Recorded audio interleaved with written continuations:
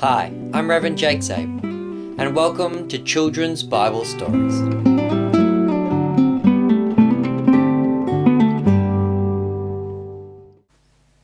Hello children, our Bible story for today is going to be the story of Cain killing his brother Abel. So, after Cain and Abel had made their sacrifices to God, Abel offering his sacrifice in faith, trusting in God to forgive him because he had followed the example of God and sacrificed an animal, and Cain, who did a sacrifice of works, trying to bring the good works of his crops and present them to God to show God that he'd been a very good person. And God looked favorably upon Abel because he had faith, and God didn't look favorably upon Cain because Cain didn't have faith. And so Cain became very jealous and was very angry at Abel. And God came to Cain and he said, "Cain, sin is crouching at your door. Get control of it before it consumes you." And so what God meant by this is that Cain was about to fall into a very bad sin if he didn't get control of himself. See, Jesus tells us in the New Testament that even hatred and anger is a sin. So Cain was already sinning by being jealous of Abel and hating Abel and being cranky at Abel. But God came and told him that, look, at this point in time, yes, you are sinning, Cain, but if you can control yourself now, it won't become an even worse sin.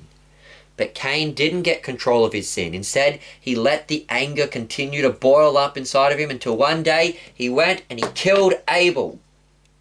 And then he went and buried him. And then later, when Cain was walking around, God came to Cain again and said, "Cain, where is your brother Abel?" Now God knew where Abel was, but he was going to test to see if Cain would tell the truth and confess his sin. But instead of confessing his sin, Cain said, "I don't know where Abel is. Am I my brother's keeper that I should know where he is?" And then God said, "Cain, what have you done? The blood of Abel is crying out to me." So God knew what Cain had done, and he was punishing Cain. And he said, "From now on, the ground will be cursed before you. You will wander the earth and you will not be able to eat from anything that you grow." So from now on, Cain's curse is that he couldn't plant anything.